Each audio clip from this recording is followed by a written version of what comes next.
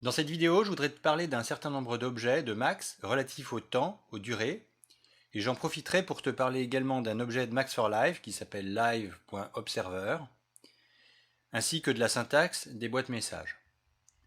Alors, il y a un certain nombre d'objets de Max qui sont liés aux durées, il y en a certains qui sont très faciles à comprendre, mais je voulais les mentionner rapidement. Premier objet, peut-être le plus simple, l'objet delay. L'objet delay, c'est un objet qui va retarder un bang. C'est-à-dire que quand tu lui envoies un bang, à un moment donné, eh bien, il va te le renvoyer avec un petit retard. Par exemple, on va lui dire qu'on veut une seconde de retard, donc on l'exprime en millisecondes, on fait bang, et une seconde plus tard, le bang arrive. Voilà. On peut aussi être plus rapide et directement lui envoyer par une boîte message le temps de retard qu'on veut obtenir, le temps de delay. Par exemple, si je lui dis 2000, hop, et que j'envoie 2000 dans l'entrée de gauche, eh bien il entend 2000. Par contre, l'objet delay, il peut sortir que des bangs, hein. Il n'y a que ça qu'il sait faire. Et donc, si on a envie de delayer, de retarder un message un peu plus complexe qu'un simple bang, eh bien dans ce cas-là, il faut utiliser l'objet pipe. Alors l'objet pipe, il fonctionne d'une manière similaire. Par contre, il va retarder un message qui peut être un mot ou un nombre, par exemple. Tac. Alors par exemple, on va lui envoyer 2000 et on voudrait que le nombre 2000 arrive avec, mettons, 500 millisecondes de retard. Donc tac, on peut faire quelque chose comme ça, tac, 2000, voilà. Le chiffre 2000 est arrivé au bout de 500 millisecondes. Troisième objet très simple à comprendre, l'objet timer. L'objet timer, il calcule le temps qui s'écoule entre deux bangs. Donc ça peut être très intéressant, par exemple, si tu as envie de faire un tap tempo ou quelque chose comme ça. Donc il faut lui brancher deux bangs. Le bang de gauche va resetter en fait le début du timer et puis ensuite il va chronométrer en fait le temps qui va s'écouler entre les deux bangs. Donc par exemple je fais ça, tac, tac, voilà, 615 millisecondes, virgule, etc. Il est très précis. Si tu as envie d'utiliser uniquement un seul bang sur lequel tu cliques tout le temps, tu peux faire comme ça. Là, on a quelque chose qui ressemble à un tap tempo. Tu peux brancher ce timer sur un delay ou un pipe ou un métro et tu obtiens ton tap tempo. Et puis l'objet tempo, qui est un objet assez simple en fait, qui est un objet qui va prendre un tempo, contrairement à l'objet métro qui prenait un nombre de millisecondes, une durée entre deux temps, entre deux événements. L'objet tempo, il prend donc le tempo, c'est-à-dire le nombre de temps qu'il y a par minute. D'autre part, il contient un compteur qui va lui permettre de compter les temps, c'est-à-dire qu'il va envoyer au tempo demandé les chiffres qui correspondent au temps. Très pratique. Donc pour qu'il fonctionne, il faut lui donner le tempo ici dans ce deuxième inlet, on peut aussi le marquer en argument. Et il faut décider du nombre de temps qu'on marque en principe ici. Donc par exemple, je vais être à 4 temps, je voudrais un tempo de 180, tac, voilà.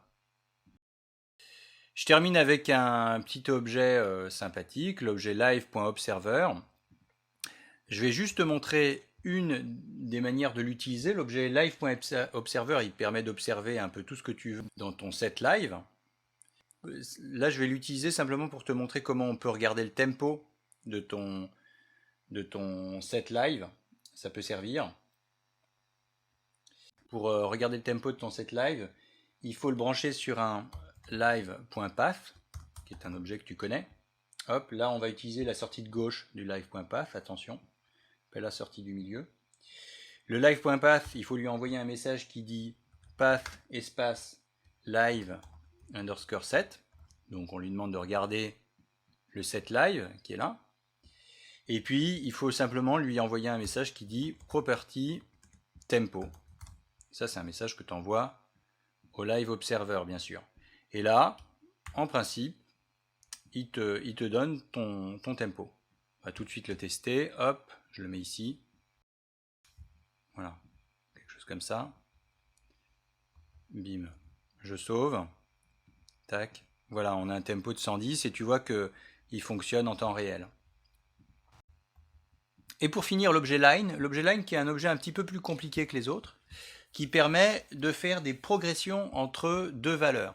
Donc ça va être très sympa parce qu'on va pouvoir contrôler par exemple ce potentiomètre ici de manière progressive. Par exemple, au lieu de lui dire va à la valeur 92, on va lui dire d'aller à la valeur 92 mais en un certain temps, en une seconde mettons.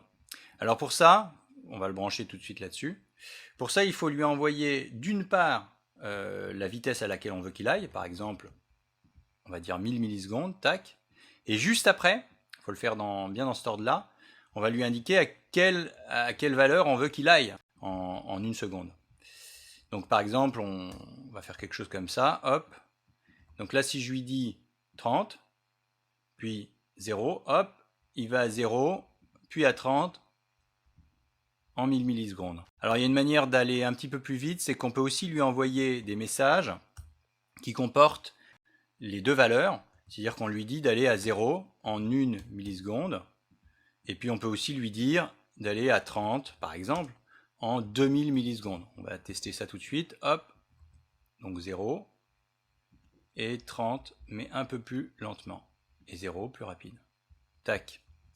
Comme tu peux le voir ici, j'utilise des boîtes messages qui comportent plusieurs nombres. Il est même possible de mettre plusieurs messages à l'intérieur d'un message. Pour ça, il suffit de rajouter une virgule. Par exemple, je peux tout à fait lui dire d'aller instantanément à 0. Donc je lui dis 0 en 0 millisecondes, il suffit de lui dire 0. Ensuite, je rajoute une virgule pour bien indiquer que c'est un second message qui va suivre le premier. Et je lui dis, une fois que tu as envoyé ce message-là, hop, il y a un autre message, c'est 30 en 2000 millisecondes. C'est parti, hop. Et donc il va instantanément à la valeur 0 et ensuite il va à la valeur 30 en 2 secondes. Bim. Alors pour finir, je te donne un petit exercice. Je te propose de contrôler ce paramètre-là, qu'on est en train de contrôler depuis tout à l'heure, avec cet objet line, et de faire en sorte que quand tu vas cliquer sur un banc, quelque part dans ton patch, il faudrait qu'il y ait toute une succession de valeurs qui se passent et qui se succèdent. Par exemple, il faudrait que ce bouton live, il oscille entre deux valeurs. Tac, tac, tac, tac, un certain nombre de fois. Voilà, en étant progressif à chaque fois. Donc pour ça, il va falloir que tu utilises l'objet line, mais tu utiliseras aussi probablement l'objet delay, ou l'objet pipe, ou même l'objet tempo. C'est à toi de décider un petit peu comment tu t'y prends. Voilà, c'est pas un exercice très difficile, tu devrais t'en sortir sans trop de soucis.